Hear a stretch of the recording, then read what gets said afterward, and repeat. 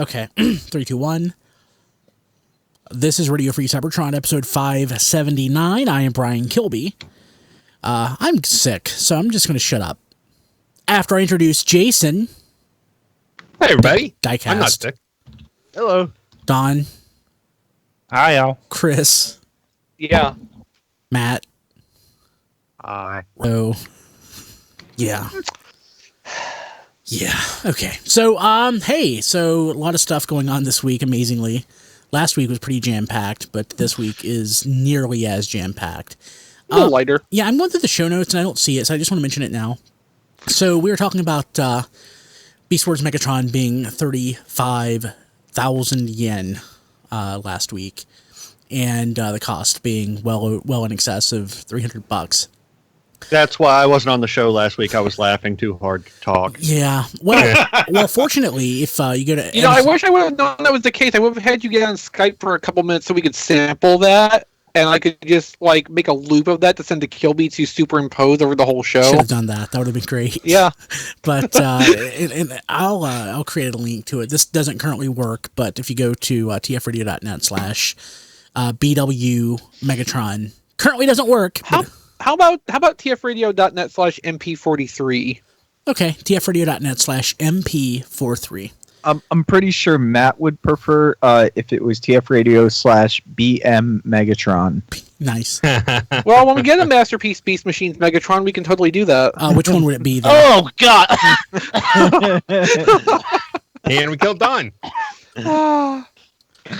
Well, Don't one more. ever use the words masterpiece and beast machines in the same I don't know. Masterpiece. Sure. That's just wrong. But Ant at tfu.info shared the link, so I'll just link to it. So, yeah. Well, he is listed at 26,000 yen. Yeah, but when you actually put it in your cart and check out with a foreign address, the price drops a couple thousand because the Amazon price that's displayed initially has Japan's sales tax attached to it by default. And when you have a foreign address, they remove that because you don't have to pay Japan's sales tax because you don't live in Japan. It's pretty awesome. Nice. So he with shipping, it breaks down to about $227. That's not nearly as funny. No, it's not. It's actually, it's a lot. It brings it back down to what my expectation of the price would be, which was in line with Dinobot. But yeah, about 25,000 yen. So that's a lot better. And it's such a beautiful toy that that we got pictures of it. We got pictures of it. A few items down in the show notes. Yeah. So we can look at it. We can look at it and adore it more thoroughly later. Yeah. So pretty awesome. Pretty awesome. Can't wait to get it. So speaking of, did anybody get anything this week? And I did. I did. I got my Nemesis Prime from Amazon. Yes. Which you can get at tfradio.net/Nemesis. Totally worth it. Or you can, on the off chance you catch it when it's in stock and you're Don, pay attention. You can still add it to your cart even though it's listed as out of stock. Oh, okay. Every time I've checked, it's been in completely unavailable status where you can't even do that. It says temporarily out of stock right now. So tfradio.net/Nemesis. I got that. Pretty great. Beautiful. It's a really nice looking toy. But something John said on his Twitter really made me think. The photo on the back has the really large Decepticon symbols on the shoulders, and the toy doesn't. I am definitely going to replace that.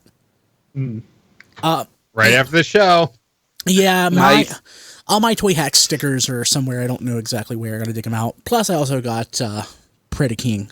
How do you like it? He kind of sucks. to be honest, it's kind of garbage.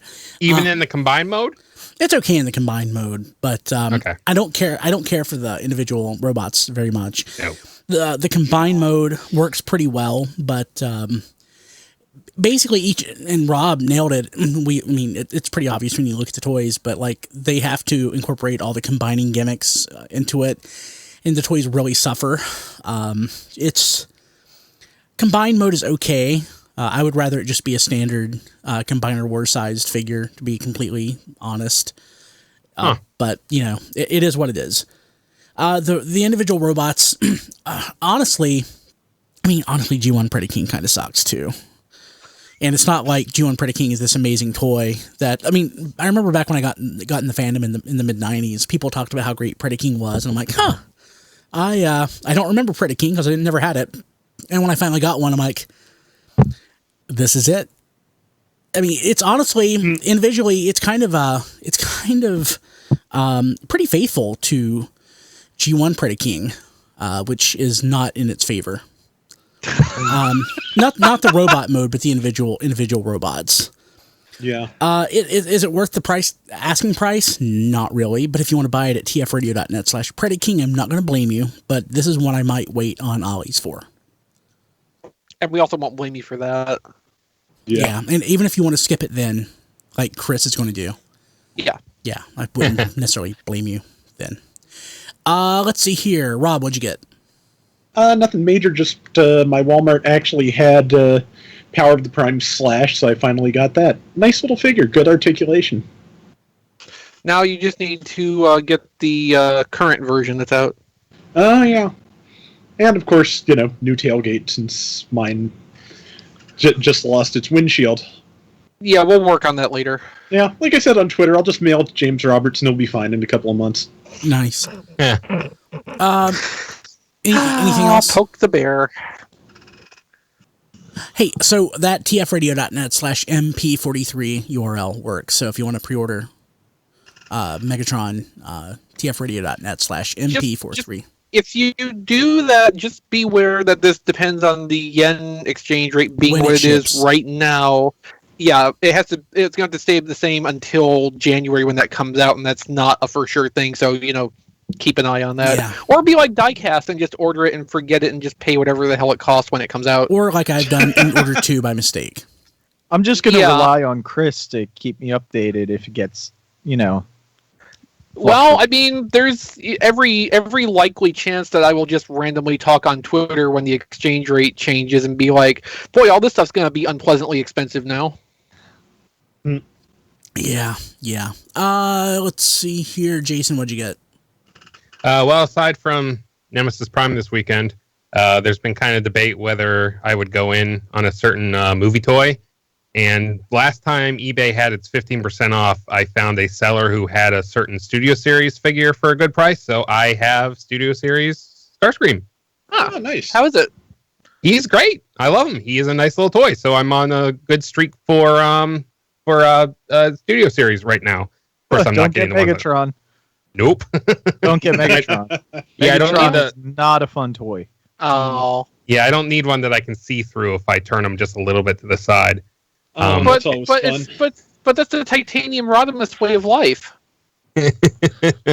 Now, one thing I do want to you- say. you- Go ahead, Don. No, I was gonna make an Atkins joke, but go ahead. That's fine. Go ahead. Okay. I do want to say real quick, I did get him for a good price. Actually, Amazon now is even cheaper. So if you go to tfradio.net and search for him on Amazon, tfradio.net/studio Studio. I believe will take you Yep. to a page I full forgot. of movie toys. I forgot there was a link for that. But yes, and I think he's like $22-$23, which is a couple bucks less than I got him for. Nice. Definitely, he's way worth it at $22. Nice. So get over there and help Brian out. Yes. A lot of expenses. Yeah. I mean, that's just show expenses. That's not like, Right? I mean, eventually it'd be nice if that like went above and beyond show stuff, but it doesn't. won't. It won't. might. It might eventually. So, I mean, so few podcasts actually become profitable. Yeah. this is true. Yeah. Nobody should ever expect a podcast to be profitable. Just hope that you can amortize some of your costs. Especially if I'm running it. Yeah. Yeah, Well, You refuse to get a well, Patreon yeah, going that's- after months? Yeah, I mean, like, the ones that are profitable, like, really make a thing out of their fundraising processes, like seeking out specific advertisers that they do custom drop-ins for and stuff like that. Managing All that expenses. not all that annoying stuff that people make fun of other podcasts for doing. Just managing expenses. Let's see here. Matt, did you get anything besides Nemesis Prime? You were here last week.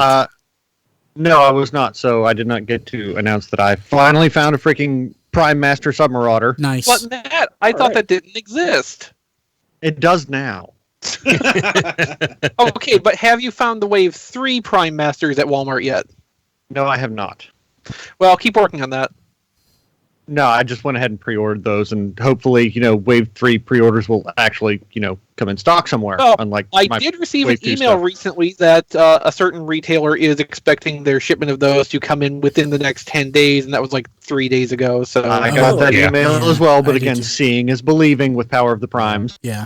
correct. Yeah. I didn't. Now, I've got the same on order with the same menu with the same retailer, and I did not get that email. Well, maybe you ordered later than the rest of us, and you're going to have to wait for Yeah. 5 or 6 months for the second shipment to come in. Or never. Goody. And of course, I've got Nemesis Prime, and he's pretty As great. all, yeah, as all good people should have this weekend. Yes, Diecast. and when I found Submarauder, I also miraculously stumbled across an NES Classic. Oh, nice. So that made my All day. right.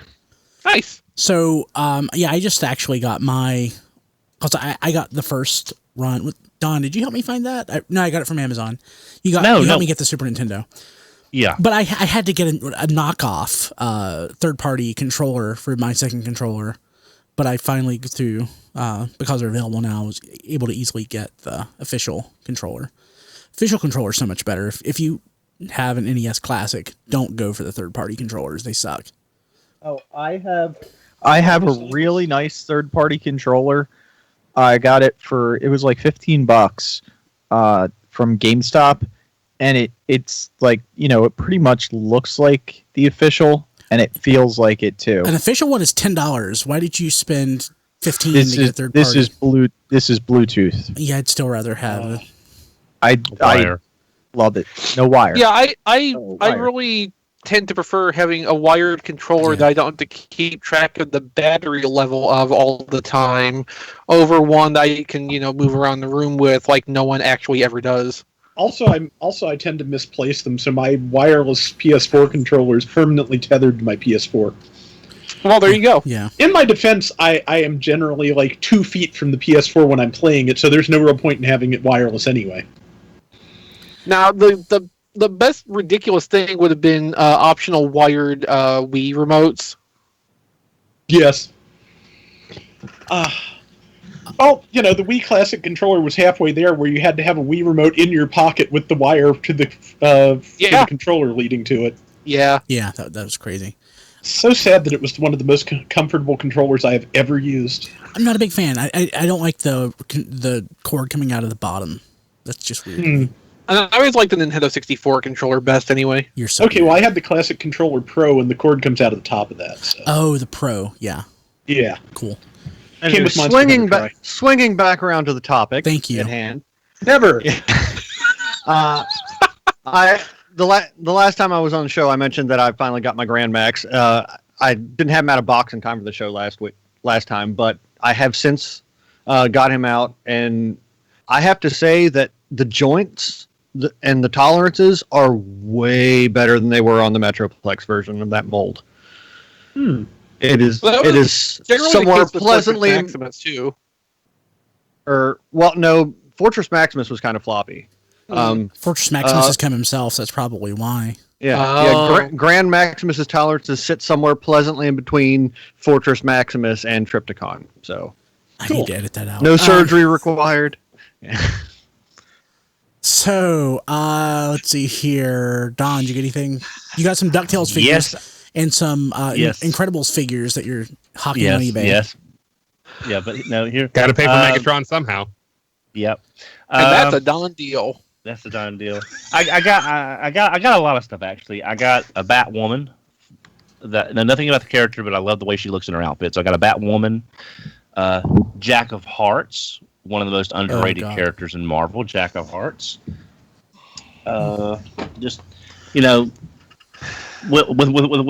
my characters, I have to take what merchandise I get. Outback and Cindersaur. I like them both. Oh my God, they're Transformers. Nice. Yeah, I was wondering when we were going to get around to that. Big guy and Rusty. Never read the book. Never mind. Picked up the book. It's robot related. Yeah. And I did not mention this last week because I forgot because I was coming off of 2 weeks of real busyness. Hearts of Steel Bumblebee. Nice. And Deluxe DX Bike Robo. Jealous. with Oh, the wow, that's- with the Psychiel faces. That's quite a bit larger than the last I'm one, isn't so jealous. Yeah, that's why it's DX. Is that the only And also deluxe? $120. Yeah, is that the only deluxe Oh, wow. one that they're doing? So far it is anyway. Now this last piece, I had to do some major dynamics on this. I had to run around the internet. I checked everywhere for it. Unicron It was lamp? tiring. No, it was tiring, but at least I made it in less than 12 parsecs. Ah, nice. Hi there. Oh, Star okay. Wars Millennium Falcon. On that last eBay coupon, Does it transform? basically, yes, it does. Yeah, So it's the Star Wars Transformers, the new Star Wars Transformers one. Nice. I didn't see Yeah, the Transformers logo. Yeah, They probably the downplay that. Yeah, the last eBay coupon basically it paid for the expedited shipping and about $8 off the figure. So I got it for basically a little bit less than Japanese retail. So yeah, and the first one is one of my favorite Star Wars crossover figures, and I'm looking forward to that. So that's what I got. Cool. Nice. Very nice. Very nice. Who hasn't gone yet? Chris? John? I only got Nemesis Prime, so I got everything everybody If you else want to hear got. more detailed thoughts on that, there goes my money from this weekend. Nah, sounds good. But I like it. Yeah, it's very nice. Okay, cool. Sweet. All right, me. Oh, yes. Diecast. Must we? He voted I got- for Mega Supreme. I got Hearts of Steel Bumblebee It's cute. because it's actually it's very close to deluxe sized. It's a big figure. Surprised me. I also got the DX9 Dutch and the little Bumblebee, which is actually a very good figure. Yeah. I mean, Now- it's about the size of an original mini-bot.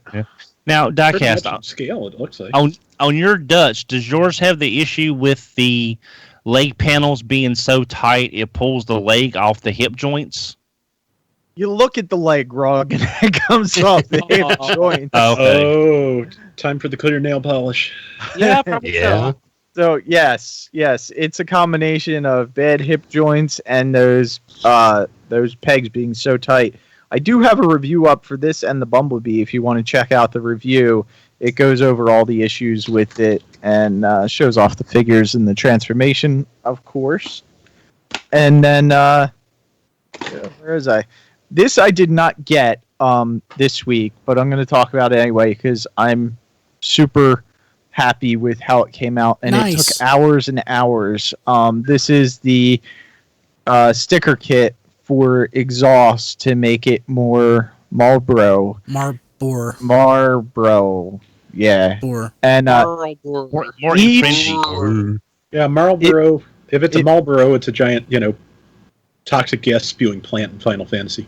yeah, and it may not look like it, but each little individual company logo is its own sticker. Cripes. So I spent a good 4 hours. stickering this thing. Yeah, I can't do that. Yeah, it's Yeah, no. I don't care enough. I'm not I even can going to do put that. stickers on Actually, Predaking, man. I actually bought some tools this week to apply my Toy Hacks kit to the Combiner Wars wheel jack To do that your own dentistry? Matt has been holding on to for 18 months. Well, this is something that Hey Mickey turned me on to, which is using dental picks and scalers. Basically, it's like reusable toothpicks to handle the stickers without getting finger grease and stuff Makes on them or sense. creasing them with tweezers. He's a smart man. here's Yeah, one of the he- bigger stickers that I have. Oh, that's one of the bigger extras ones. of. Yeah, and this is 2 of them, so you can see how crazy I was going over with stickers on that. And then Wow. I did get one other thing. Today is 7-Eleven, so you still have time to vote for Unicron as the Transformers Mega Supreme. character for the Hall of Fame. Pound Unicron on Hasbro's, it's their Facebook page. I've never actually voted in the Hall of Fame. I don't care that much. But I got think this it's guy. nice. Oh, Enter John. Oh, nice. That's Yeah. a good one. Yeah, How much? so How much you pay for it? Like 100. Well, I mean, Why? so That seems ridiculous to those of us who've been around and doing this for a long time, because we remember Kmart's being stacked to the ceilings with them literally and can't get rid of them. But like at this point in time, that's probably about right. Yeah. I remember passing those up at KB for $20 like a chump. But Wow. Plus, I mean, it's an interesting toy because it's the only time that a Unicron toy, up until one we'll talk about in a minute, it's the only time a Unicron toy has like gone outside the box with the color choices. Because like the Armada one wasn't super G1 faithful, but it hit the check boxes basically, and then they just kept dialing it in further and further. This one just decided to go and do its own thing, which was basically dead Unicron, which was a really cool concept that Energon totally dropped the ball on. You know, it's just sort of weird that Energon is the one line where you get all the repaints like Omega Sentinel from Omega Supreme, and they just up and vanish. And we all remember them either being there like Unicron and sitting there forever, or seeing Omega Sentinel and then vanishing like a month later and they were all gone. And now they're like going for super crazy money because it's Energon, and this stuff was just it's just weird on how it all worked out. Yeah, you have to wonder where those Omega Sentinels even went, because like we didn't have Rosses back then. You know, we didn't have these like regular clearinghouses with stuff that the stores couldn't stock out. They just went to hell. And they festered there forever. Hey, so that's cool. What else did you get, Diecast? That was it. Just remember to hashtag Unicron. Vote for Unicron. Hey, so I'm going to step away for a minute. Throat issue. So Jason is going to run with the news for a few minutes. So Jason, appreciate your help stepping away. Yeah, no problem. Let's see. First up in the rundown, we have some information about the Hasbro panel, which it looks like we will be having a live stream during that period. I think it's going to be actually quite a few of us, I think.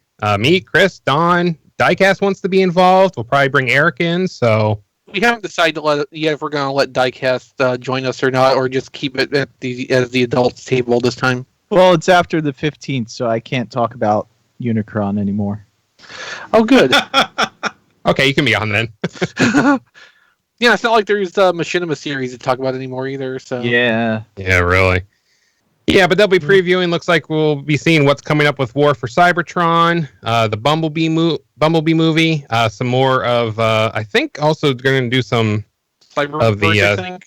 Cyberverse. Yeah, which the more I see reviews of some of those figures, the less excited I get about that. But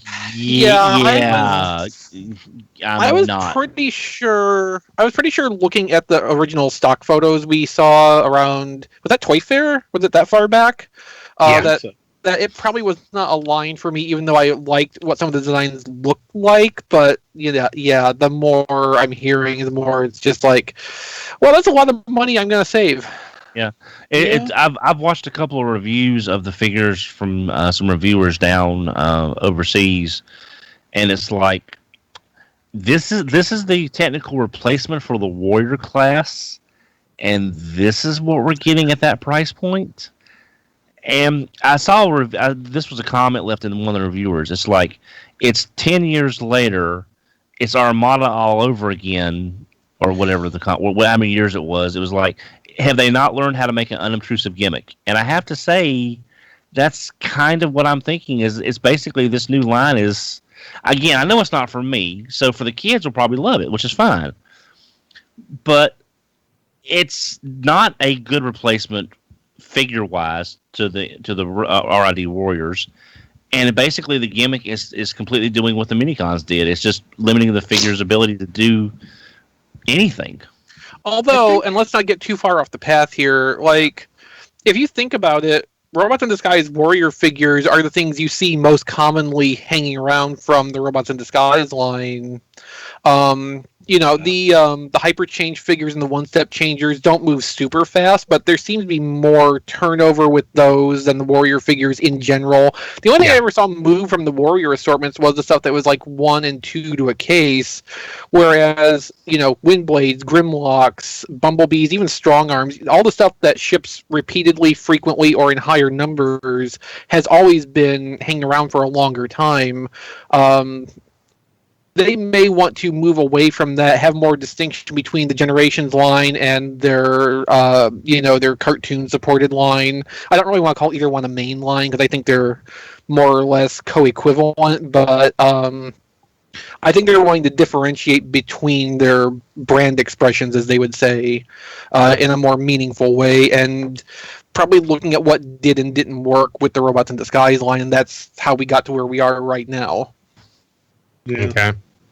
Yeah. Now, another thing that we will find out at SDCC as well is what the first leg of the War for Cybertron trilogy is going to be. And we have a bit of speculation because on an Instagram video featuring John Warden, there's, and I'm sure purposely left in, a last little bit of a poster that gives us two letters, the last two letters of what it should be. Those letters are G and E. I believe the common interpretation is maybe it'll be Siege.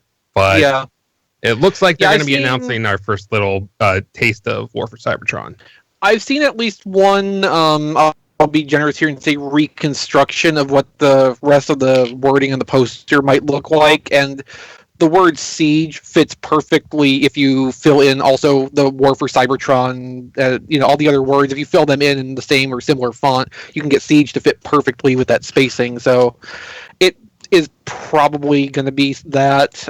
The other prevailing theory is that it's a character poster and it's just Mirage, but that doesn't seem like something they would purposely tease into a video like this. And we've seen their tricks long enough now. We know that none of this is accidental. Yeah. No, even if it's a giant banner at BotCon for the toy line 18 months away. Wasn't that what it was with Power of the Primes? I mean, that was the first big one, and at that point it still seemed like, well, okay, maybe they did just kind of screw up what they sent to the printers and had to roll with it, but right. Finding their pattern since, no, they did that to us completely on purpose. Yeah. Now, brace yourselves, everyone, because I know you're going to be shocked. It looks like another thing they'll reveal is a new Optimus Prime. I know you're shocked. This never happened. No way. They would never do that. This one has new trilogy. This one has an axe. There is an axe. Definitely an axe. Of course, my RID behind me has an axe too. So, sure. This was the Hasbro Pulse put this. Yeah, Hasbro Pulse put it on. The Facebook page put it up. Yeah, and then later I saw it on their Instagram, so it's going out all over the place. Okay. So it's definitely the outline of Optimus Prime, or at least that mold. Whether they're going to start with him or like a Nemesis Prime or something like that, we don't know. I mean, they haven't really done a Deluxe class Prime recently. Could we maybe be? It's hard to speculate on just an outline of an image, but right. I was like, that looks like a lot like. It looks a lot like the Power of the Primes Optimus Prime. And then I was like, but it has an axe. Well, there's also some oddly placed panels that are not consistent with how the Power of the Primes one is designed. So I guess I didn't examine it. Any two Optimus Primes are going to look kind of similar, and I think that's just what you're seeing in this, because Power of the Primes Optimus Prime is a very Optimus Prime. Yeah. Now, this kind of, I mean, this is me just thinking off the top of my head, but the new Cyberverse Prime has his axe gimmick in that same arm. I'm just wondering if this is that Optimus Prime somehow tweaked for some reason, because those panels in the back could be the back half of the transformation of the video that I saw. I'm just wondering if maybe this is the Cyberverse Warrior class Prime tweaked a little bit. Do you remember we had from one of those many purpled out leaks from Weibo a while back, assets for Grimlock or something that looked like what we thought the Cyberverse style packaging was going to look like, but it wasn't. And then we were speculating that maybe they were going to do like Generation style of the evergreen type designs. Yeah, I mean, along that line, maybe that's what this is, an Optimus using the Cyberverse Authentics design style, but in a Generations build level. Yeah. I think the point here, though, is that we'll find out what this is, among other things, on the 19th, when we'll probably have a live stream with at least some of us here. Yeah. Maybe it is Power of the Prime's Optimus Prime, but instead of a piece of a tire, they're going to take pieces of the metal from the actual truck from the movie and make an axe out of it. Maybe that's what it is. That sounds dangerous. Maybe that axe is a centerpiece of Jetfire that they just pulled out. Well, that too. You would be the one person to call back to Revenge of the Fallen, by the way. That definitely is something Diecast would do. Well, no, Kilby would do that also, wouldn't you, Kilby? No response. Yeah, he's not back yet. All right, there's always hope. We now know when you are going to be able to purchase. Yes, okay. So this is the Throne of the Primes, the Optimus, Primal Prime, whatever he is. I got confused listening to There Goes My Money because Diecast kept getting it wrong, so now I'm confused. And the Bumblebee exclusive for SDCC, those will be showing up on Hasbro Toy Shop. They are saying on August 13th, and there will be a limit of 2 per household. Good, because I only need one. So we have the price on the Optimal Optimus exclusive now, too. Yeah, $70. That's okay. I need that thing that I can put headmasters in, so I can give it to my movie Prime. Mm-hmm. Yeah, I don't. Yeah, 70 is a little. I mean, I wasn't expecting it to be. That's probably about what I was expecting, but I think 70 is a little more than I'm willing to go on this one. Especially when I do like the $50 price point exclusive, honestly. Yeah, I would do that. I would pay, what, $5 more for it or whatever it is to get that exclusive. But 70, I think I'll just go with the regular one. Well, how much is the Bumblebee with the tape? 60. Okay. Yeah, 60. Yeah. I really don't think 70's bad for that set at all, considering what it comes with. It's not. Just after Primitive Skateboarding Prime last year, I think they built in an expectation for us to what they can offer for what price, and this feels more in line with that. Yeah. I'd agree. Yeah, I actually agree with Rob. The price isn't bad. It's just more than I'm willing to spend on that figure, especially since I think I do like the colors of the regular release better. So, yeah. I don't have anything in that color, so it works better for me, I think. But there's so many other orange things you could have, Jason. Well, if there's one person who would know what kind of orange things I could have, it would be Chris. So there is an upgrade kit for this that I would recommend. Well, it's for Optimal Optimus, but Yeah, we were speculating on There Goes My Money that maybe DNA Designs will have time before the final colors are locked in and can make it generic enough to work fine for both of them. Yeah. Yeah, and I like the looks of that. It would, I don't know. It depends on what we didn't have a price for that either, right? We're not sure. No, that's like $25. Oh, okay. Each one pre-order. Roughly, yeah. Oh, incidentally, Chris, while we're on the subject of orange, another reason you'd probably want to skip Predaking is that orange on it does not come off half as orange in person as it looks in the videos. It looks much more red in person. Balls. Now Chris is definitely never getting that figure. Oh, there's been other orange Transformers that I ended up not buying for one reason or another. FunPub made a couple of them. Oh. Oh, hi, Brian. Oh, hey. Welcome back, Brian. Thank you. Keep going. You're Brian. You're still Don's favorite picture. Oh, really? Oh, yeah, Chicken Boo. Yeah.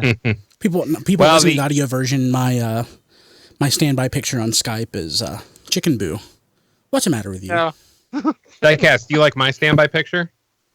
Do you approve of that one? No. I can do this one if you like. That.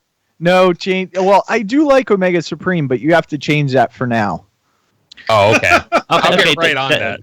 Diecast, just in case you missed my message on Twitter, Unicron was a plot MacGuffin. That's pretty much all he was. He was a plot Jason. MacGuffin. I agree with what Jason said. Brian, put down an edit point here. Yeah. Yeah. Yeah, I don't think the villain quite fits MacGuffin. The Matrix would be more of a MacGuffin, but it's bitch. Let's see. So, how about this Wizards of the Coast thing? The art looks pretty. Yeah. Yeah, that's pretty much the extent of my caring here too.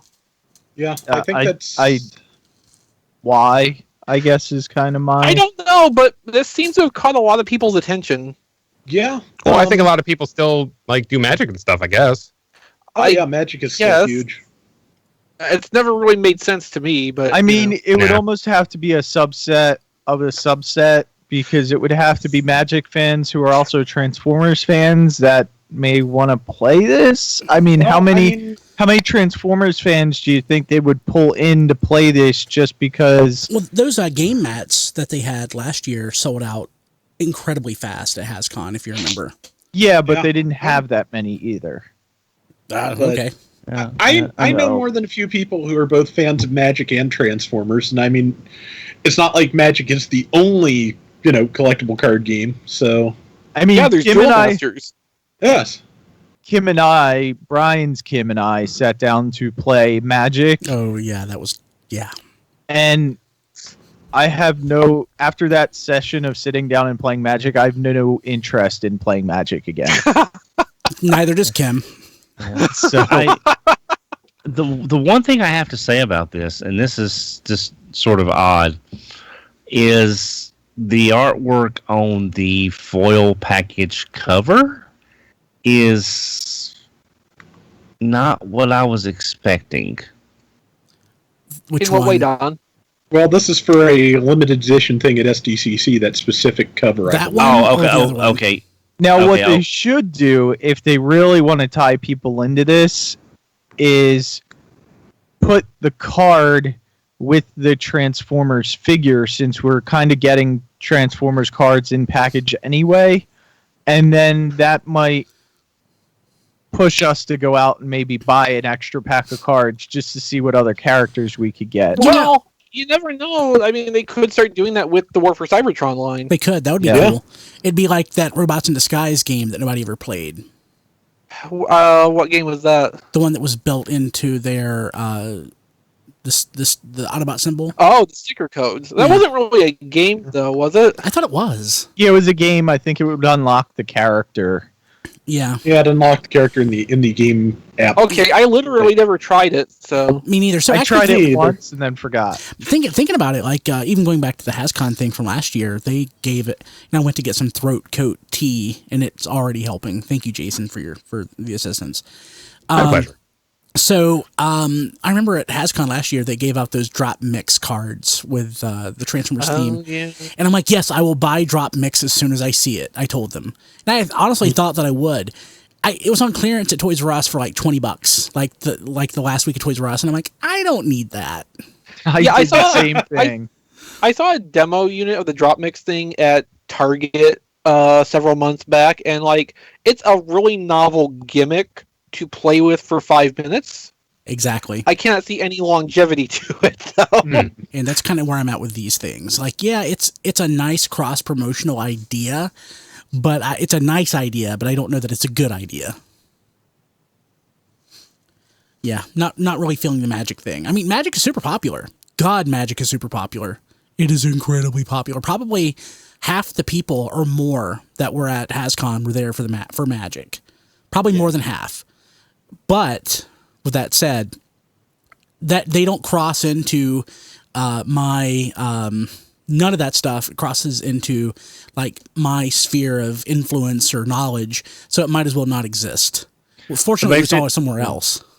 So basically, it's two Venn diagrams that never cross for you. Exactly, and I don't know that I don't know how much they cross at all. I mean, I know Rob said he has friends that are into both, but I just can't imagine it being that many people. Oh yeah.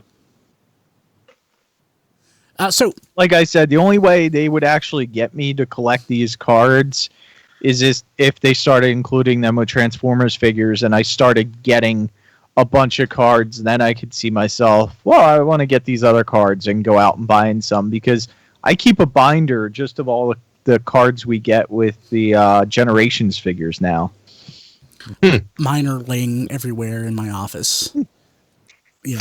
I'm now picturing Optimus Prime with a dual disc and the whole heart of the cards thing. I don't know why it just popped in my head. I don't know that I understand what you're talking about, Don. So I'm going to move It's along. a Yu-Gi-Oh thing. I'm going to move on to the next item. Hey, we have official images of Repugnance and Punch-Counterpunch, and guess what? Woohoo! Punch Counter Punch, fantastic. entirely new mold. You mean stilts, counter stilts? What was that, diecast? You mean stilts, counter stilts? Yeah, sure. But it's nearby. Real nearby. Yeah, It's so going to be on Amazon. yeah, Punch Counter Punch is an Amazon exclusive, right?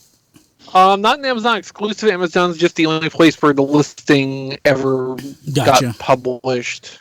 But yes, we think Blast Off, Punch Counter Punch, and Repugnance are all going to be like the Mayhem stuff usually is, where any retailer who wants to can get in on that. So we'll probably see these on Hasbro Toy Shop, Big Bad Toy Stores, TF stores, what have you. so you and Ant on Twitter were speculating that you think that Punch Counter Punch is a retool, or more likely it's a pre-tool of something that will probably come out in War for Cybertron. I'm unwilling to commit to that theory until I actually see what, the revealed War for Cybertron toys look like. If the aesthetic of them is completely different, then I'm going to be less inclined to think that this is a preview thing from that, rather than being either a toy they couldn't fit into a regular assortment or something they just specially made because they knew they were going to do special edition stuff to wrap up their trilogy line up here. It does seem weird that it would be the only new mold out of the three, though. Yeah, it is odd. The sad thing is, though, because I forgot, you may have been the one that pointed that out, Chris, because it's not a retool of Jazz, it is not a combiner piece. Yeah, no, there's no combiner plug on that. I mean, there's no room for it the way it transforms, because basically the whole car hood, the whole middle of the car hood has to fold into the torso, because it's got to get out of the way, and there's literally nowhere else for it to go. At first, I thought it was doing a thing like the Robots in Disguise Viacon, where the whole car shell folded up into the legs, but there's not really room for that either. That would be cool, though. Oh yeah. And Repugnance is beautiful, and it is a retool of Twinferno. I like use the same engineering. so much better than Punch Counter Punch. And I know I'm the oddball on that, You're always the oddball. I understand. I'm kind of with you on that, but I've also been wanting Repugnance since they announced them. So, I mean, I'll be happy to complete the Monster Bot set with a deluxe. Yeah. Finally, I'm glad they actually followed through with that. But Punch Counterpunch looks so good, for being a deluxe. Admittedly with a little bit higher price point because of the whole special edition thing, but being a deluxe and pulling off everything it pulls off, I'm really impressed with what they pulled out for the end of their Prime Wars trilogy branding. It's pretty nice. I just can't get past the legs and the knees. Well, they kind of have to be that way because the knees have to be able to bend both directions to support both robot modes. Yeah. And so they have to have them bent like that in the photo so that there's not a visible gap. I have plenty of Transformers that their legs can almost bend both ways anyway. They just need to, I don't know. But these also need to be able to flip around because the bottom of the knee part is the tail lights and license plate holder for the car. I mean, it would sort of break the canonical appearance of Punch Counterpunch, but if they just gave the head a pair of glasses and a mustache, and then you could just take them off. Exactly. I think it worked just fine. Okay, hey, Brian, did you put a third party to give us optional Groucho glasses? Yeah. Mustache. Well done. Yeah. What else did you put in that throat coat? Vodka, tequila. No, just the good stuff. It's pretty good. So, I should pour some of this NOS in it. Don, he's high on life. I should take this Ken and NOS. Oh, this is Ken's NOS. Crap. I took her NOS and I left my rock star. Oops. Uh-oh. She doesn't like the rock star. Someone did a Digibash, and I apologize. I don't know who did it on Twitter. But they made the one mode look like what's that Target Master that you like? Point Blank. Point Blank. Someone made that into Point Blank, and it was spot on. Yeah, I've been looking for that, and I can't find it anywhere. But I mean, as far as repaint potentials go, I would pay money for that. Yeah. Mac Tackle says it was him. Yeah, makes sense. Yeah, and I think he was one of the people who did a recolor of that where one robot mode was drift and the other was deadlock. Yes. If It works great for that. Okay. If you don't follow Mock Tackle on Twitter, please do. Yeah, His stuff is his- awesome. great. I love his stuff. Let's see what else we got. More G. Oh, I completely forgot about this. But before we move on to that, I just want to note Robot Kingdom is expecting to have Repugnance in stock as of August 1st. Oh, nice. So if that indicates a pattern, we could see then Counterpunch come sometime in September. Cool. So, completely forgot about this. More G1 reissues coming from Walmart. Okay. So we're getting, honestly, a lot of unnecessary stuff, to be completely honest with you. But, it is what it is. We're getting a Starscream, which is totally unnecessary. Yeah. Don't care. To us. To me personally, don't care. This is the This Starscream reissue comes with the Megatron gun accessory, which, as far as I could tell, researching it through the wiki, only came with one of the Japanese reissues. So that's not the worst thing to offer, and it does make it different from the commemorative series one that came out from Toys R Us many eons ago. Yeah, I wonder if the Devastator will have the animation accurate head one of the Encores came with. The anime colored Devastator. Yeah. Don't know. That one really surprised me because we never got that in the Encore series through Toys R Us. We never got a Devastator. No, the line was dead by the time they revitalized that mold for the Japanese Encore series. Gotcha. Yeah, they kept that stuff going long after Toys R Us quit carrying. Yeah, Encore Devastator came out in like 2011. Yeah. Because I remember some pretty late Encore stuff like showing up at Toys R Us. Like even what was there? The last things I remember was the Insecticons and Perceptor, which were sold in Universe packaging. Yeah. That was like 2007, 2008, wasn't it? Yeah, around 2009. 2008. Yeah. Hey guys, just as a heads up, Robot Kingdom is sold out of the Repugnance, at least as far as the pre-order goes. So I just wanted to. Quick. Yeah, no, I was just pointing it out for their in-stock date, which, hopefully we will get an indication of the lead time between them and when we get blast off and be able to extrapolate from that when the other ones will become available to us. Oh yeah, I just want to let people know don't rush over there to get one because I believe they still have blast offs in stock if you want to pay $33 for them before international shipping. No. So we're also and that shipping's not cheap either. No. I might have checked. No, it's really not. Man, if these Walmart reissues went long enough that we had a chance at getting a purple G1 Galvatron at U.S. retail, that'd be great. Ooh. Interesting notion. Yeah, that's possible because the mold exists. Yeah. We're also getting G1 mini-bots. So like Outback. Outback, Swerve, Bumblebee, and Tailgate. And those are interesting too because we never got them in Toys R Us. Yeah. Well, yeah, we did in the 1980s. That's more Encore stuff that came out after the fact, and the Encore mini-bot set included basically that exact lineup. So right now, the Walmart stuff's kind of just retreading like exact Takara releases. And just to explain, like, I didn't go on the internet when when the Encore stuff was showing up in Toys R Us. So if I didn't see it on Toys R Us shelf, it never existed. What a novel perspective you had. Yeah, I used the internet for other things when I was younger, but never Transformers. That didn't come until later. You violated a lot of contract agreements, I'm sure. Okay, so moving along. What else do we have going on? Starscream's going to be like 40-something. Devastator's going to be like 80 per Robot Kingdom pricing. That's probably bad. worth pointing out. I mean, it's not great, but it's less than, it would cost to import it from Japan, I guess. Potentially. Yeah.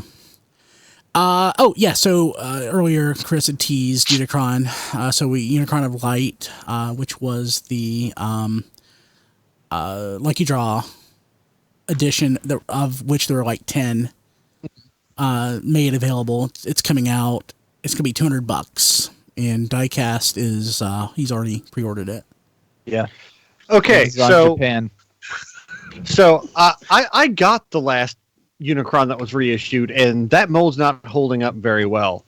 When you put that together with the type of materials that are being used in today versus what the molds were designed for, and then make it out of clear plastic as well. Yeah, have fun with that. Yeah. Yeah, I have concerns, guys. I have concerns. Also, they've actually added more clear plastic to this versus the original releases. This is a unique deco. This is not just a retread of the Lucky Draw figures deco. This actually looks much It Eclipse in looks the chat great. Calls it Ecto Cooler Unicron. Yeah, it looks great. I like it, but I would be terrified of this thing. Oh man, I want Yeah. some Ecto Cooler now. Yeah, and it's weird. 'Cause as much as I love the clear plastic figures, I just don't think I'm going to be able to get this. I don't know. Not because of the color, not because of the dangers of the clear plastic. I just don't know if I want this mold again. Yes, you do. That's fair Yes, enough. you do. Hashtag Unicron. I mean, if you think about it, Thank Don, you, Jason. if you think about it, Don, for the $200 you would spend on this, all you have to do is multiply that about 5 times, and you could buy the Unicron lamp instead. Oh, do it. Like that's just some basic Dononomics right there. Multiply it times 5. That's Yeah. when you lose me right there. No, that's totally basic Dononomics. You take the No, one price. It doesn't and work you like that. increase it 5 times. Don doesn't That's use not- multiplication. He only uses division. subtraction and Division. division. Hey, so we have stock photos of a bunch of stuff, but the one that's important is, of course, Beast Wars Megatron. We can also confirm, though, that Wreck-Gar and Nemesis Prime are coming out from Takara Tomy at the end of the year. So if, for whatever reason, you cannot secure the Hasbro releases of those, you'll have a second chance, albeit for twice the price. Look at that paint job on Megatron. It is Look just, at everything God, on Megatron. it is so pretty. I like the one photo. Do you have the one photo in here where Prime is just holding the Tyrannosaurus mouth? That one is great. It might be in there. I'm not sure if Oh, it's in no, this it's- batch or one of the other ones. It's not. I don't think it Oh, is. Well, No, there it is. Yeah, it's right there. That's the one. that's not the one I was thinking of. There's one that has. Oh, was that photo to scale? Did you see the one that was circulating on? Oh, yeah. Dengeki Hobby put that up with Primal hanging on to Megatron's head. It made him Yes. look tiny. Well, it made Megatron look huge, Yes. Yes. which I think is the point. Yeah. Yeah. But in this photo, it doesn't look nearly as out of scale. Right. But he's yeah. definitely larger. Yes. So Takara Tomy put up a video on their YouTube channel, which is region restricted, unfortunately. But they showed that picture of holding the jaws open and then a screenshot from the episode where they're recreating that from. And the Megatron is much bigger as a masterpiece than the show model indicated, relative to how big Primal's alt mode is there. So that Dengeki Hobby photo is probably right on. Wow. Yeah, but I mean, that's fairly impressive looking, you have to admit. It's pretty amazing. Also, it's the next one. More images of Megatron and an interview with the designer that was Google translated. And I'm not going to go through the whole thing, but one interesting point that came up in there was the designer said that at least for part of how they designed Masterpiece Optimus Primal, they worked from the size they wanted to make Megatron, or thought they could make Megatron, and went backwards to determine how big Masterpiece Optimus Primal would be. So this Megatron is something they've had in mind, at least as a potential project, from the time they started doing the Beast Wars masterpieces, and it's kind of set the scale for everything else, which makes sense because Megatron is the biggest thing until Rampage comes along. Yeah. Right. And just Don't even think about Masterpiece Rampage. Oh, never mind. So, let's see what else we got going on. We have those photos. Photos of Third-party Megatron. stuff. Oh yeah. Another MP-sized Optimus Prime. Shocked, I tell you.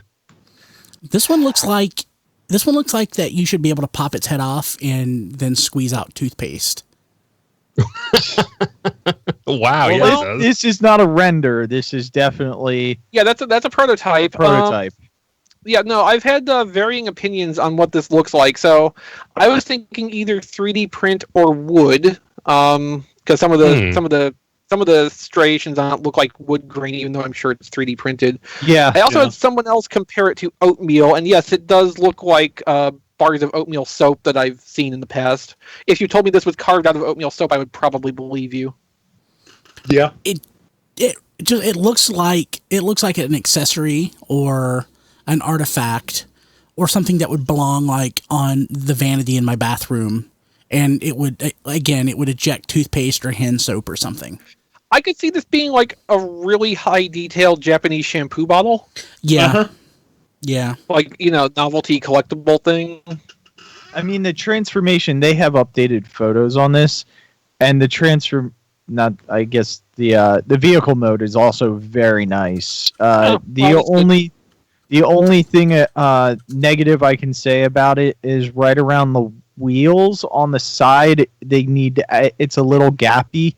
It looks like they need to add an extra panel filler in there. But other than that, it's actually a really nice vehicle mode. Yeah, I would assume their priority was to get the robot mode as kibble-free and cartoon-looking as they could, and some sacrifices were acceptable in the vehicle for that, and probably, as good as you're thinking it came out, they're probably pretty satisfied with what they achieved. Right. Yeah. Meanwhile, this plus that one we talked about a week or two ago from... who the hell even knows at this point? Okay, I'll believe you. My point, though, is that when you compare those to the Takara Tomy one that we had revealed just before these had to be revealed because they were already working on them and got beaten to the press on it by the official one, as they should.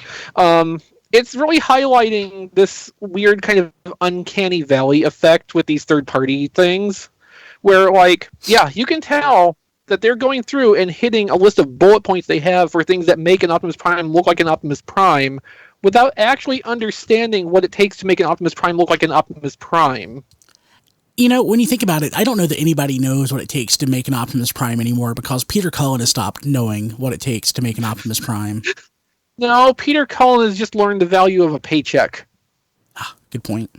Just take all their faces and. Because I remember an interview he did, I think between Age of Extinction and The Last Night, where someone asked him how he felt about how they were portraying Optimus Prime in the movies now, and he basically had a extremely diplomatic phrasing of, "Boy, I wish they would write him friendlier again."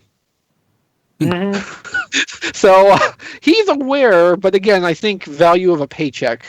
Yeah. Let's see here. So there's Zhao. Sure, let's go with that. JX Metal Beast 01, another Transmetal 2 Megatron third-party toy. It looks pretty nice, though. Yeah. Yeah. And Jiangxing, I think. Okay. Thank you. Yeah, I mean, it looks nice, I guess. Well, it's a realization of the CG model. I'm not a super big fan of Transmetal 2 Megatron as a design overall. Yeah. I was actually kind of disappointed when it debuted in the show, since it felt like such a step down from the design perfection that was Transmetal Megatron. Mm-hmm. But, I mean, this is a nice-looking toy. Sure, it's going to be wildly overpriced for anything, I would ever consider paying for it. Considering I wouldn't consider paying for it at all. I'm not too worried about how much it costs, but I'm sure Eric wants it, or maybe Jason. No, I'm fine, thank you. Don't you have the other one? Eric needs to approve the forearms before we can move any further with it, though. Oh, yes. And anything else in the news? One thing, YouTube has Power of the Primes, Machinima, Transformers now, if you want to watch it. If you haven't already watched it on, YouTube, where somebody was pirating it when it was on Tumblr before. Right. I didn't care for the last episode. I liked the series as a whole. Please hang up on him. Till the last episode. No, yeah, I don't. Yeah, I haven't heard one person, even people who were kind of on, everyone thought the last episode was just a wet fart. It didn't land for anyone. Yeah, don't talk about wet farts, because that's what I've been dealing with. with the kids and everything else for the last week. Too soon, Jason. Too soon. soon. Yeah. My apologies. It's okay. No, but we were talking about this last week, I think, when we went over Go 90 shutting down at the end of the month. So this is going to be the home now of at least that one cartoon. I don't know if Combiner Wars is still up on Machinima's YouTube channel. I almost said hopefully it is, but, like, why? Yeah.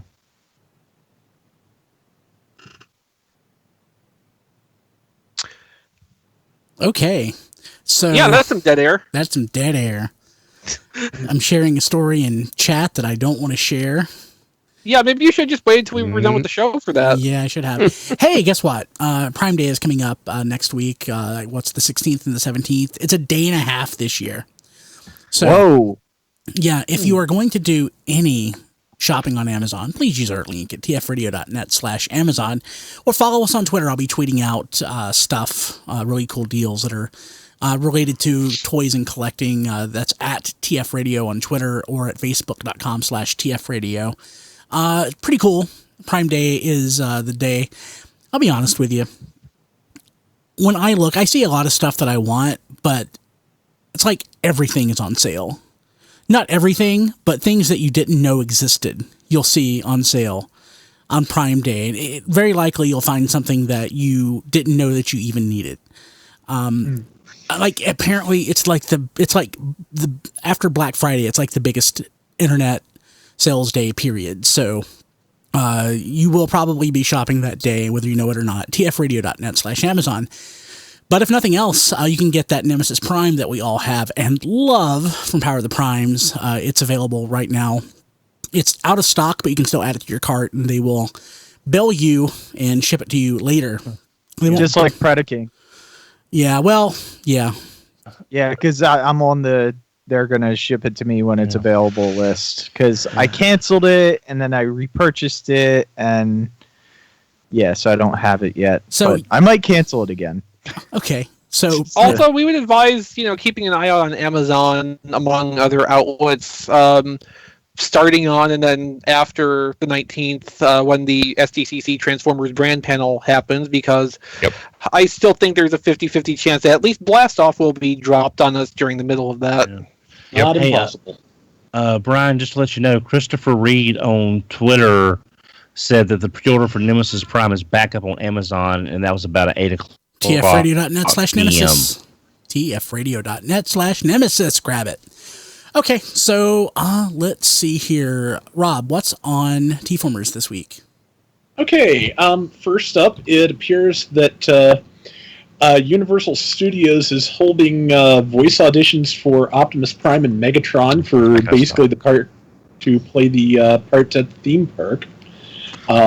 Basically, it looks like it'll be live performances because they're asking for guest interaction and improv experience. So they're also hoping that they can get people who can perform both voices at once, and But that seems really optimistic.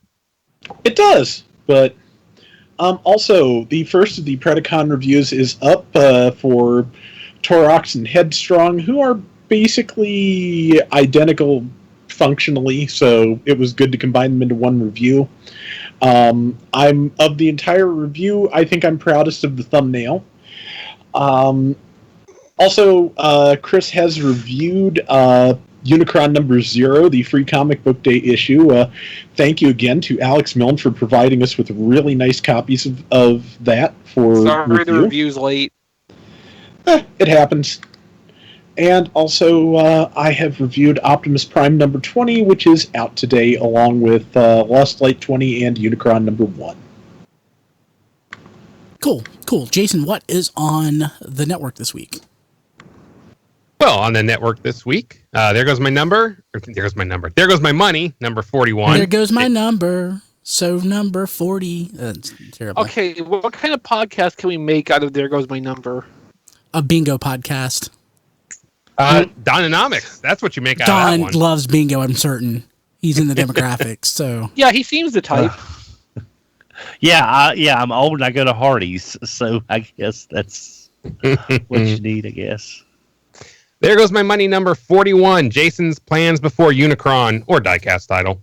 This week on There Goes My Money, Diecast is excited to talk about wall-to-wall Unicrons, but what he doesn't understand is that we need new Seacons before we get a Unicron. Also, while you're out, vote. I believe that's supposed to say Omega Supreme. He changed it. Nice try. Very Vote funny Unicron. We also had RPG's Lessons Learned, number 62. What were we expecting when Dusty said that he wanted to play Dungeons and Dragons? On this episode of RPG Lessons Learned, Brian and Mike are left behind when Dusty goes on vacation to soak in some rays at the beach. With Dusty gone, the guys ask themselves what were they expecting all those years ago when Dusty said he wanted to play D&D. A lot of fun. Diecast, what did you throw up on RFC reviews this week?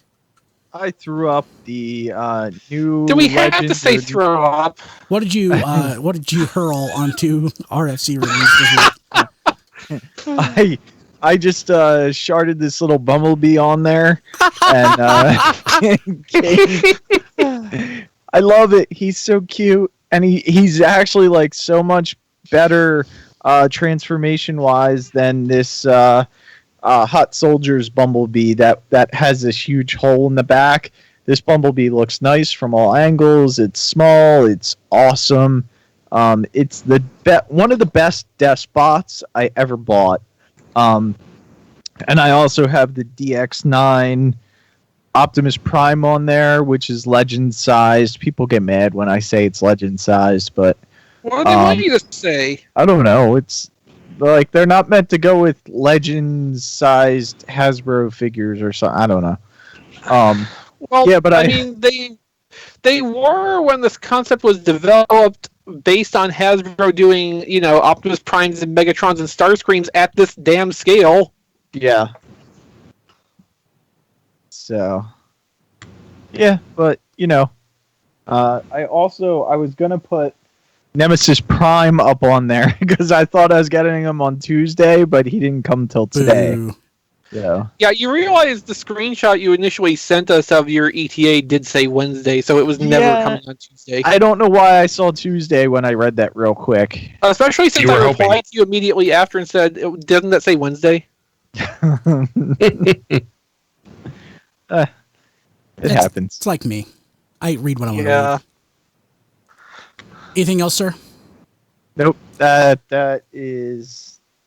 it. Hey, before we jump to the close of the show, buy a shirt.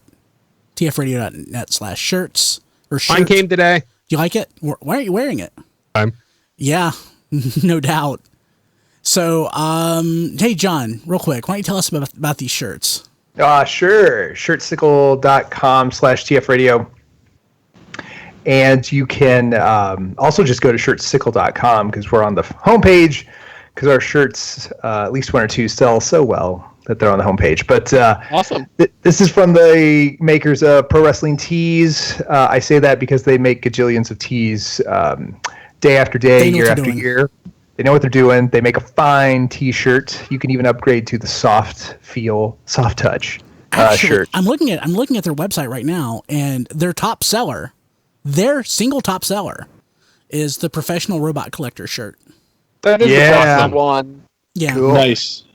So yeah, you can support the show by buying a shirt, and you can look spiffy doing it at shirtsickle.com/tfradio. We have 8 designs. We're gonna do a little internal voting and democracy in action. Pound get Gmail, Unicron made with the next round of T-shirts. But yeah, we'll be able to start conceiving those and posting those soonish because you guys have supported us, and we thank you for that. Keep doing it. Sizes small to I think 5XL, so very accommodating for everybody. So yeah, shirtsickle.com/tfradio. Or just go to shirtsickle.com, man, and look at the homepage. You'll find us. The cool thing is, with Sean making all of these Dons of the Day, I mean, some of these are like winners for shirts, if we can figure out how to get them on there. Especially that Matrix of Don Leadership shirt, or Leader Don, I don't know how you say it. But it's that was pretty epic. I would wear that on a shirt. I would probably be the only person who would buy it. but I would wear that on a shirt. I mean, a couple drawings on there, like we can do the Don as the Matrix, me as Unicron, and Brian, what have you been? I was on that Avengers picture he did. I don't remember who I was. Oh, okay. But yeah, pretty cool. So you can find the show notes for this episode at tfradio.net/579. You can leave us a voicemail at 931-99-GO-BOT. That's 931-994-6268. I actually have several voicemails I need to play on an upcoming show. I keep those coming in. If you don't hear your voicemail, reasonably soon, it's okay. I'm behind on everything. 931-99-GO-BOT. Follow us on Twitter at TFRadio. And on Facebook at facebook.com/TFRadio. Remember, on Prime Day, I guess it's Prime Days, July 16th and 17th? It's primarily the 16th, though. Yeah. I mean, it's going to start and be the whole day of the 16th and then part of the 17th, I think. Yeah, we'll be tweeting out stuff. So follow us. I'm on Twitter at BKilby and on Instagram at Brian Kilby. And you can find my website and my Happy Daily podcast and other stuff at briankilby.com. Jason, how do people get a hold of you? Just go to jasonsKirk.com, find my social media, my wish list, all my podcasts, of which there are many. All right there, jasonsKirk.com. Excellent. Diecast. You can follow me on Twitter at Diecast2 and on Facebook at Reviews by Diecast and on TF Radio at tfradio.net/reviews if you want to see the reviews or youtube.com/RFC reviews. Chris. Omega Supreme before Unicron. Sounds good. Hate you. Don. I'm reached on Twitter at HMRC, the number 4 EVR. Matt. What? At Melvar, 3 L's, 2 R's, MELLLVARR. Or Excellent follow. hashtag Seacons before Unicron. There you go. Or Omega Supreme before Unicron. Omega Supreme could be mine, Seacons could be yours. I'm not a big fan of hashtags, but I do look, and people do tweet using that Seacons before Unicron hashtag, and we thank you for that. We love you guys. Yes, thank you. But you're using the wrong one. It's pound get Unicron. They're using the officially sanctioned hashtags of Radio Free Cybertron. True. Rob. I am on Twitter at Figure Reviewers and Flailthroughs. Also on YouTube at Flailthroughs, where I am still playing New Gundam Breaker. And I believe we finally just got the real release date for Gundam Battle Operation 2, so that will be coming up hopefully in a couple of weeks. Excellent. And you can request whatever mobile suits may exist in that game, and I can get my hands on Patreon for a $2 donation at patreon.com/flailthroughs. Awesome. And John. That John D everywhere. And buy a shirt. Hey, guess what? That's it for the show. End of the show? Yeah. We'll be back next week. When my throat, hopefully, I'll probably be sick next week, but I'm certain it'll be something different this time.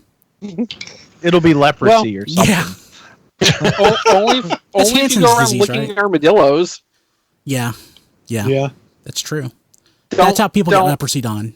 Don't lick armadillos, guys. Seriously. Armadillos are the carrier of leprosy. I didn't know they were anything except road bumps. Yeah. Okay. Yeah. Leave armadillos alone. Yeah. Leave them alone.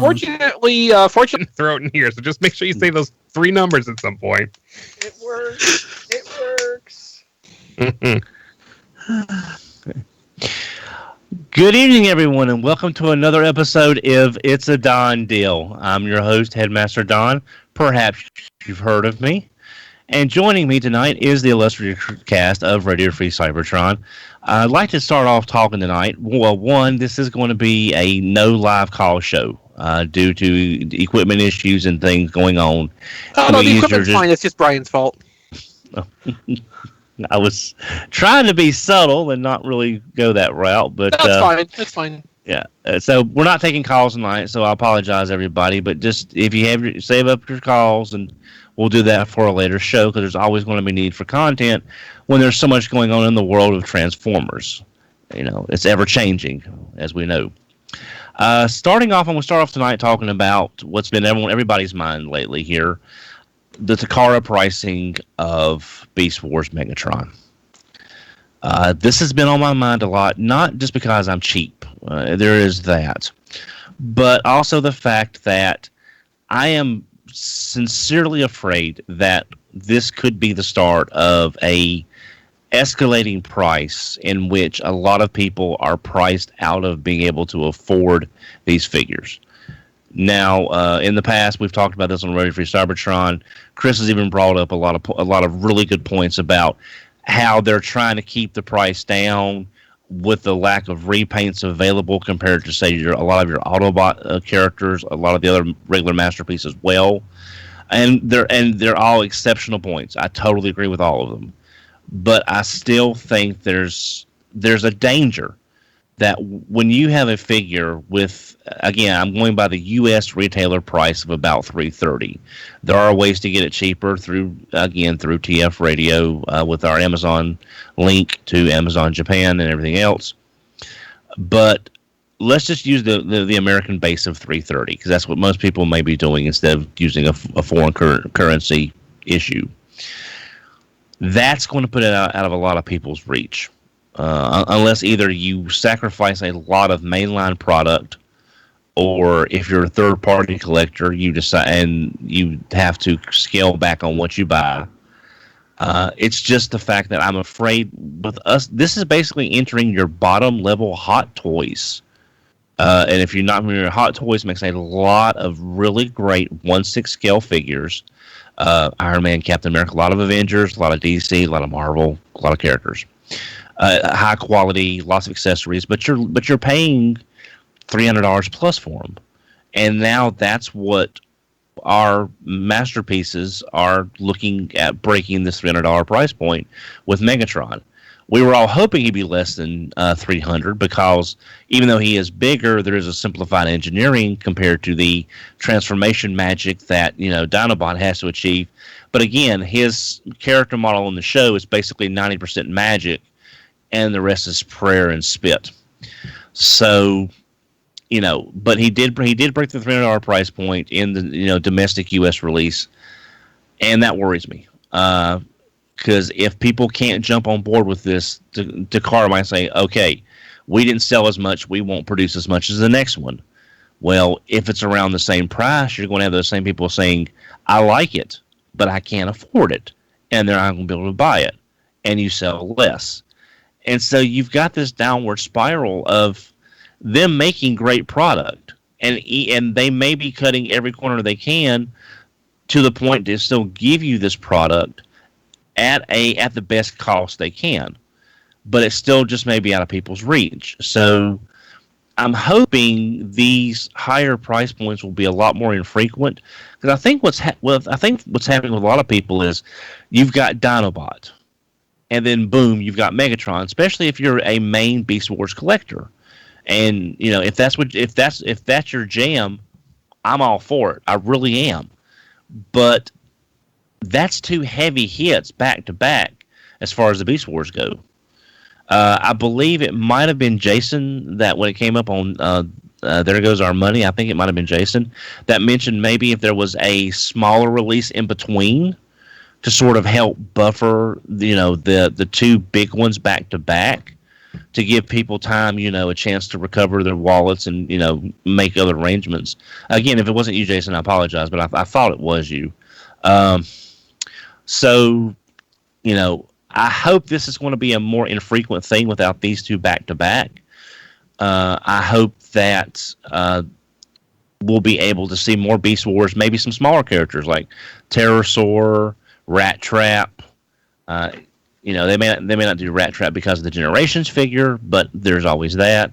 So hopefully, when we get more Beast Wars characters, it'll be these $300 plus wallet breakers will be a lot more infrequent than these two back to back. So that's my view on that. I think it's possible. If you want that Megatron, you can get it. You can check other places, especially again using TF Radio link to Amazon Japan. It's looking like some of us. We talked about this on this week's RFC. How Cyberverse is really not hitting the strides for a lot of us. So there's some money saving there if you're not going to be following the Cyberverse as a replacement for the Robots in Disguise level of figures. So, it can be done. It's just I don't want to see too many of these huge releases back to back, and people can't buy them because that could have some ill forebodings down the road. All right, Jason, what do we have on up next? Well, next, I think we're going to go into the buy or sell segment. We have one from the chat earlier, Rodimus Supreme, and for that, I will throw to John DeLuna to go through buy or sell with you. Oh, hey, before I get into the segment, Don, how are you doing today? I am doing pretty well. I want to check on you. How's Don? How are the energy levels? Better since I started this new position at work. It's a lot less stressful, a lot less worrisome. So yeah, doing good. I'm in my happy place. Okay, I love it. Okay, so I'm going to go in no particular order. G1 reissues at Walmart. What do you think? Buy or sell? I'm going to have to put sell because. Oh. Well, it's just the fact that it's who they're doing, and other than the Devastator gift set, which would be nice to have just as a display piece, because that box art is such a classic, and we've all either looked at or most of us have the art of the G1 boxes, and we all have admitted how beautiful this artwork is on these original boxes. So, and the Devastator box itself is kind of like it was the first gift set that we ever got. Sure. First figure of that size till Omega came out, being a slightly bigger figure. All 10 inches of him or whatever. Yeah. So I think from a pure, I don't want to use the term decorator, but I can't. I'm blanking on for an aesthetic thing. I think the Devastator set would be nice to get, although most of these things you can get probably cheaper than what we're seeing, or at the very least you'll be able to look around longer than saying, okay, they're going to hit Walmart and sell out. These are not, this is not them saying, hey, let's send Galaxy Shuttle to Walmart. Let's send Minerva to Walmart. Hey, have a Grandis Walmart on that bottom shelf where he's taking up the size of Thor's hammer. Okay, what if they did Grandis, but they did a special deco and made Grandis just be a transforming Walmart store? Buy or sell? Buy. that would be a buy. But I mean, I like the reissues. They're good characters, but it's nothing really groundbreaking and nothing we haven't seen before or could get an almost equivalent thing for probably less than what we're seeing these retail prices at. Other than Devastator, and that's all for just. I've always wanted a G1 Devastator and a gift set, that kind of mentality to put on the shelf and look at it and go, that's awesome.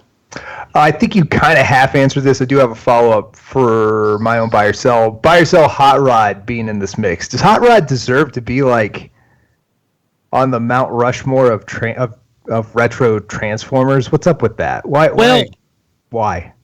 I think it's because he looks cool. He's a cool, weird sports car the kids may like. He has retroactively become very important in the fandom in his various incarnations. It's a smaller price point. It's a good looking art. Again, it's the G1 box art. We all love that stuff. So I can see them putting something as their more basic price point in there, especially for parents maybe that are nostalgic, but not $89 Devastator nostalgic, but they might have had a Hot Rod when they went to the movie and got one at that point or something like that. My original theory was when this was announced is when they reboot the movie universe after whatever happens after Bumblebee, they're going to move on to basically a post-movie universe, or they're going to start with Hot Rod. Or have Hot Rod show up in the middle of the first movie and become Rodimus Prime, and then try this new reboot using Rodimus Prime as a fresh slate, and just going from there. Maybe that's not going to happen. I doubt that will, but maybe just to get the Hot Rod name out there, so when they do something with the movie reboot and he's in there in a more traditional looking form, then maybe you'll have that correlation between, oh, hey, I remember seeing that toy, or I remember my niece or nephew or son or daughter bought that. So there's some correlation between what they're planning and getting this hot rod out there now, just start some brand recognition with that character. Okay. I'll move on in a second. I will challenge you, Don, on his G1 box art being attractive. It's a little haunting. He's got that freaky G1 like smooth as a baby's butt face, and the kind of, I don't know, awkward perspective with the giant hands and gun, and he looks like a nun in a red nun outfit. I don't know. He's haunting. But here's the thing: we went through an entire almost decade of Dreamwave with that same similar perspective, wonky perspectives, odd guns, feet that were, so that's not something new. How'd that turn out for them? Again, I'll admit, but but all the G1 box art in its own way is classic. Even though some may be more classic than others, i.e. old. Let's see here. Okay, Unicron of Light. We're getting it widely available to the people who want this kind of thing. So buy or sell. I think this is going to be a buy because, again, depending on where you can find it for a good price. Because since they're releasing this Armada mold, my theory of Studio Series using this to get a new Unicron, they may do that at some point, but I don't think it's going to be as soon as I was thinking. Because I figured if they do Jabba's Sail Barge and it was successful, what's the next biggest thing you can think of that they would use the Hasbro Lab thing for to get it made, other than maybe, hey, we're doing a flag, something along those lines. Mm-hmm. And this might be the last hurrah for that Armada mold, as Matt said in this week's RFC. Some of them joints just ain't holding up. So you might want to wait reviews for this, but I think it's a great looking color. If you don't have the Armada Unicron, this is a good way to get a unique color, and the mold is still pretty good. Right. Yeah, yes. I mean, and it also is as close as you're going to get to that lucky draw that we only made 10 of. Yes. So yeah. So shout outs to the BotCon dealer that tried to sell that thing like 10 years in a row and never did. This is I don't know, a sad day perhaps for them. Or maybe this is liberation. They're free. So you can stop trying. Let it go, man. Let it go. Jason, do you want us to keep going or what? We can either keep going or I can throw in a question from the chat or something. What would you like to do? Don, did you need to finish thought there? Oh, no. I was just going to say, depending on where you find it and how much it is, that's kind of a caveat on my buy, but I think this thing may not be around for long once it sells out. I can't imagine them making a ton of these things, not compared to some of the other exclusives. So, you just consider that when you're looking at your prices. Yeah. Well, as long as they don't have to issue a voluntary recall to the retailers in Japan. Yeah, because a lot of people are still gun shy about Godfire Convoy. I'm glad I didn't get one now because of that. Yeah, no kidding. For sure. Jason. Okay, sure. Question we had from Steven Eider on Twitter, who is CatMax Gaming. Should I buy MP Soundwave if I already have the recent Leader class toy, which I believe would have been from Titan's Return? Yes, I think you should. Agreed. But again, depending on what the price is, because especially if you can find the U.S. gift sets where you get all 6 cassettes. Is it 6? 1, 2, 3... 5. Yeah. 5. Yeah. When you get, I was thinking Rat Bat, but he was with Sound Blaster. If you can find the American gift set that Toys R Us carried for a price that you feel comfortable, I believe you really do need the Masterpiece Soundwave on your shelf to fit with your G1 Masterpiece figures, because the Soundwave from Titan's Return is nice, but the aesthetic is just not going to work on a Masterpiece shelf if having a match aesthetic is your thing. There may be a reissue at some point. I mean, they did the Linkin Park Soundwave, which was hideous, but they did do that. And if it eventually went clearance for like $79 or $99 at one point. So yes, I think again, depending on the price, you should get it. If you can get the American one and not have to pay the individual cassette prices. Again, there's KOs of the Masterpiece cassettes that I've heard are good, but again, that depends on, do you want KOs on your Masterpiece shelf or not? That's a personal preference there. But yeah, I would say yes, get it, because it's so different than the Titans Return version, and it will look a lot better probably up against next to this MP-36 Megatron that is so popular with everybody as well. Now, I may be misremembering, but at the time Masterpiece Soundwave came out, weren't people saying that it was basically like the best Masterpiece that was made up to that point?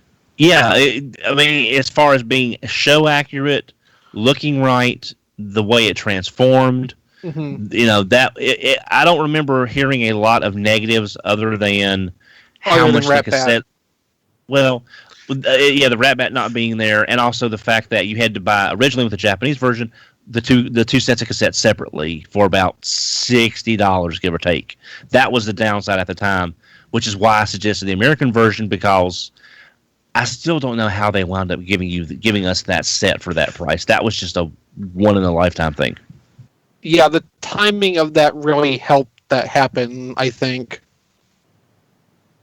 Yeah, and the Rat Bat not being there, the knockoff of Rat Bat I've actually heard is very nice. So I have it. It's up to you if you'd want to do that. Yeah, again, it depends on, you know. See, I've got a KO Red Alert in there because, you know, I just didn't care for that Sideswipe mold to buy it again. I liked it, but I didn't want to buy it again at the time for another $90. So I got the KO Red Alert, and it's fine on my shelf. Okay. And we have another question here that came in from the chat earlier at tfradio.net/live every Wednesday night. Free show at 7:30, show at 8. This is from our friend Blade Raider, and this is a good one. How do you price an item to sell when you can't find any good examples to go by, such as not finding anything on eBay's sold listings? Okay. Well, I've run into this a couple of times in my selling career, and sometimes you have to look at similar things, like say it's an action figure of a cowboy, but you can't find this one. Check other similar sized cowboy figures, you know, if you see that. If it's from a line that you're not familiar of, try looking maybe for a web page that might list who the character is. And, you know, like back in the day, there used to be Lee's Action Figure News and Toy Review. You know, this is going back many years. But they would give you a price range of what the figure was selling for at that time. It was wildly inaccurate, but at least you had some numbers at least you could go with. Usually what I do is I look at a figure and I say, okay, I'm gonna sell this figure. I can find nothing about this figure. I don't know what it is. I've checked online. Back in my day before that, I would check toy books at the library, collector's books, things like that. You're going to have to say, what do I have in this figure? What do I want to get out of it? And if I sell it, am I going to look back 3 or 4 years, 5 years down the road with it maybe going for a lot more money now and be disappointed? So you're going to have to kind of ask yourself, if I sell this, I paid $5. If I get 40, if it goes for 100 down the road, am I going to be mad at myself? Or you say, hey, you didn't know how much it was. You still made money. You got rid of something you apparently didn't want, and you can live with that. It's an individual person's question. They got to ask themselves, you know, am I going to regret selling it? You don't know, but if you can say, this 40 will get me this figure if I can sell it. And then it's like, yeah, it may go for more later, but you're going to have to say, hey, but I didn't know that. You can't hold on to everything. Trust me, I know. And so that way you just have to say, okay, yeah, I could have sold it more for later, but you would never know. So you got your money. You got what you wanted with the money. That's as good as you're ever going to get unless you develop psychic powers. So really, I mean, you even have to decide whether, once you factor all that in, like there's also the decision, is it even worth, maybe I should just keep it? Exactly. I mean, you know, it's so rare because you never know what is going to be cluttering the shelves, like we talked earlier on this show. Energon Unicrons were everywhere at Kmart. I mean, you couldn't swing a Massey without hitting one, but they were there. And now look at what they're bringing. Look at, as I brought up in the show, look at Omega Sentinel. Again, Energon figure, repaint of Omega Supreme. It was everywhere and then completely vanished within about a month or two, at least in my area. My Walmart had like 30 or 40 on the top shelf. And in about 2 weeks, they were all gone, and I never saw another one in my area again anywhere. So you don't know. There's no way of knowing what's going to be popular and what's going to be is going to sit on the spawn pile of worthlessness. It's a terrible place to be, I hear. All right, and I think we'll throw it back to John DeLuna for a couple more buy or sells. Oh, Don, I want you to comment on Game of Thrones, Throne of the Primes, Optimus Primal. I like it a lot better than Optimal Optimus. I really do, and that's not even counting all the special SDCC bells and whistles. The packaging is very nice. I love the way it's packed. I love the way it looks, but the colors on that figure, to me, that mold looks better in Optimus Primal colors than it does as Optimal Optimus. Is that because do you just not like the Optimal Optimus color scheme, or is it because the Power of the Primes one isn't a good execution of it?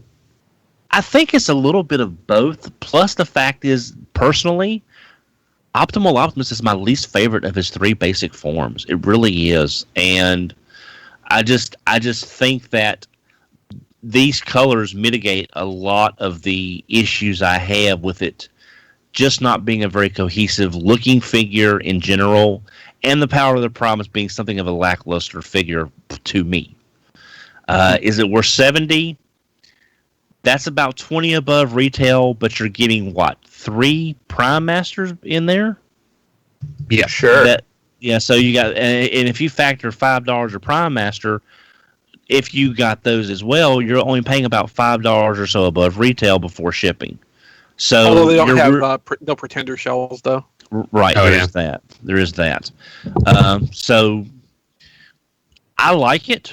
I may try to get one. It depends on what else comes out at the time. But, if I don't get it, I won't be crushed. But I can see why somebody would want this as, again, a nice display piece. He's on the throne. It looks good.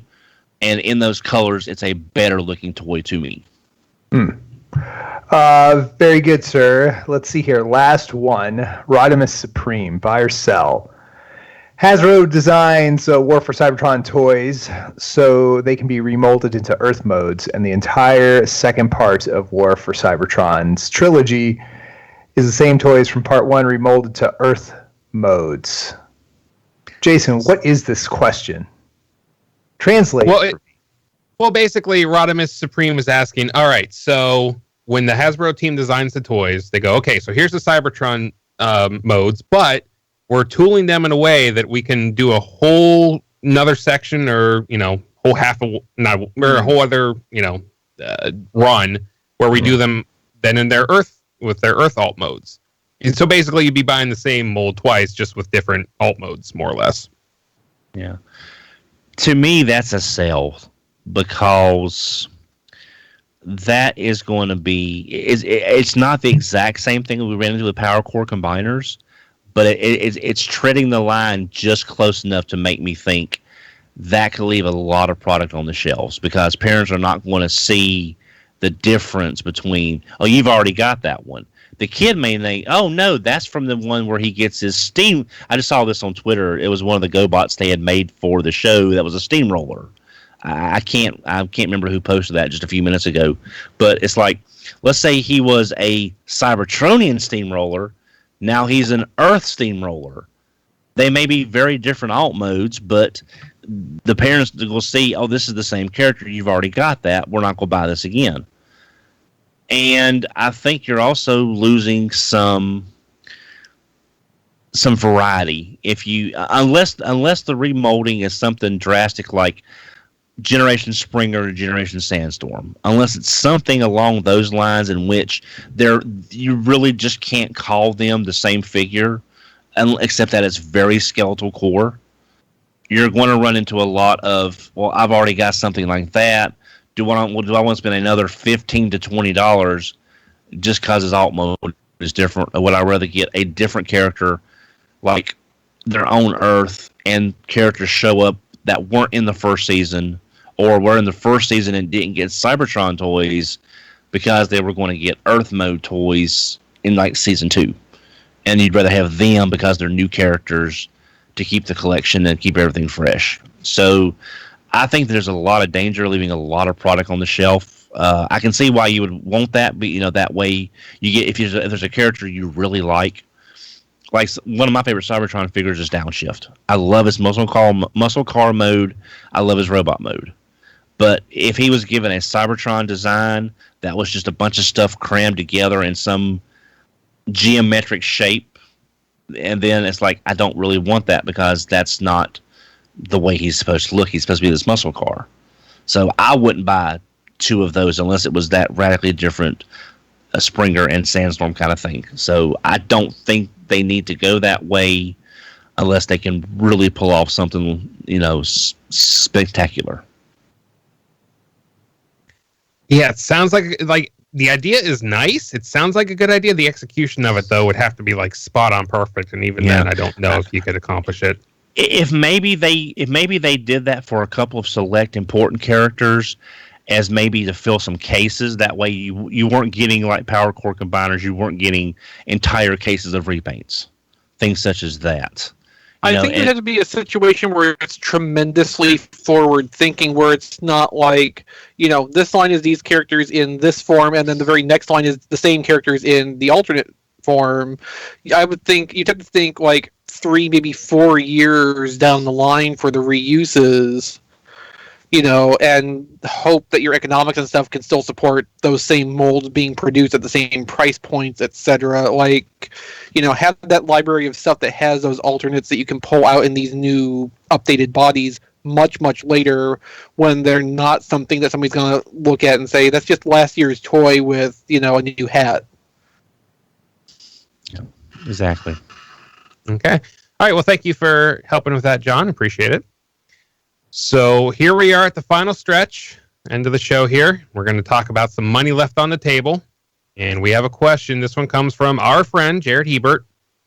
Don, are Hasbro and Takara Tomy leaving money on the table by cutting Power of the Prime short? And if that was done to start the new trilogy early, do you think it'll work in the long run?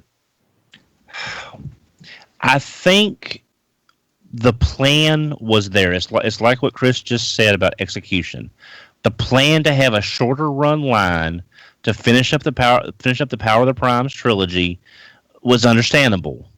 So that way they wouldn't have as much product as in the previous years, and compared to some other waves and other things, to give them time to focus on this new War for Cybertron that's coming up.